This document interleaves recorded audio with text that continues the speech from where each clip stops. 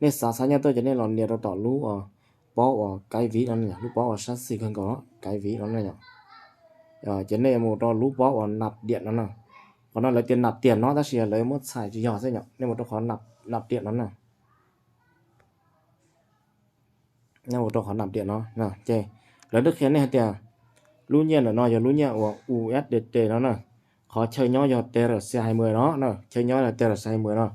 cho nên nhận dùng khó chơi nhỏ con này nhỉ. Cái này sáng nhá, cái này là nhiệt độ ở đây trong xí trong nó nè, ở trong xí trong có, cái này có bị do linh một đó nhỉ, tí nhiệt độ ở trong xí trong nó nè, nhỉ. Thì thằng này nhiệt độ ở trong xí trong còn tại cái này tập lại luôn nhỉ, cái này như sáng nhá ở bài nền, cái này một tập bài nền một này sáng nhá ở on net một cái này sáng này một ở on net một nhỉ, cái này tí một lúc on net thế này tí bảo nhá bảo sáng nhá chỉ cho nó này lò nhiệt nó on net đó nhỉ, on net nó nè,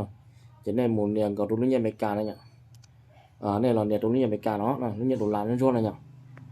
Nhiệt đúng rồi, cho nên một nhiệt độ lúc gửi nè, lúc gửi nó sao này nhỉ, sao mà nó chỉ nhận giống này là người ta có chơi nhóm tỏ là tiếp theo này thì giờ TRC20 tròn nó này nhỉ, chỉ này là chỗ xài lúc nó xài lúc TRC20 tròn nhá, một đây xài lì lú cho một chiếc tròn nè, xài lúc tròn TRC20 này nhỉ, chỉ nên sau chén nhà sao mọi nhỉ, nhất là của sao cầu đô la nè, giờ này lúc nên chỗ tiếp tục nữa, cho nên là nhiệt độ từ nên chỗ giá nó, cho nên họ do linh đồng nó nhỉ, giá nó này nhỉ, giá nó. Cho nên là các nó giúp là cơ xác nhận nó này,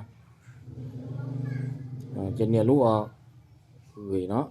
những lúc gửi nó, cho nên là xác thực PK nó tên nhỉ, xác thực các số cơ đéo, cho nên lúc xác mình luôn này nhỉ, cho nên lúc xác thực qua SMS đó, cho nên sai tuần lên tôi toàn lên tủ sáu tông này nhỉ, cho nên chủ mua là sau đó nó này nhỉ, sai tuần lên là lúc sáu tông,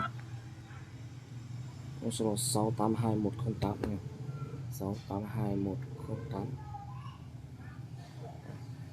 Nên sau ta đây là nhiệt độ cao xác thực qua email nó, nên xe cho nên chỉ mua khó email nó nhỉ, nên cho nó nhận xe chỉ mua nó nè, nó sẽ cũng chỉ mua, nên là còn ta nhỉ,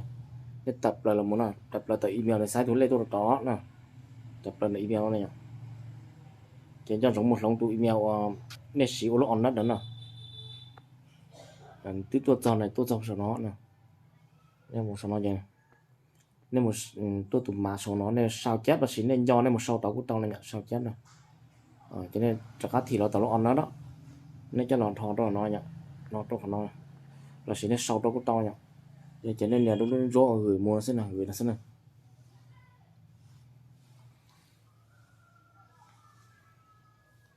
tập léo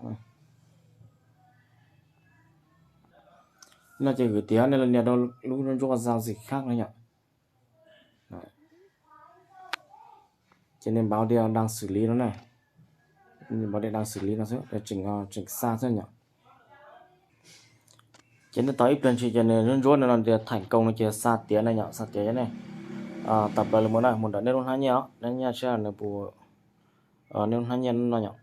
là xí lúc tao nó cũng tao nó lúc nó một từ tao sẽ bắt đầu như tôi nhỉ, muốn nó nó tao nó net thì lo nhỉ, net thì nó net tiếp thì không này, tiếp thì họ lúc này trên này sàn này một trăm này thế này, một trăm này thế này chỉ tạm một xác nhận đó là liệu ít tiền hai nhân rồi,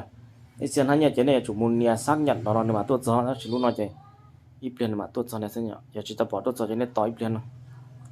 mà tôi cho xem nào, trên này thì tôi cho này nhỉ, này nhanh chỉ này tiếp lừa khá là nhanh tiếp lừa nó chỉ tôi cho chỉ tại nó thế nhỉ, tiếp tại cầu đô la nó này nhỉ.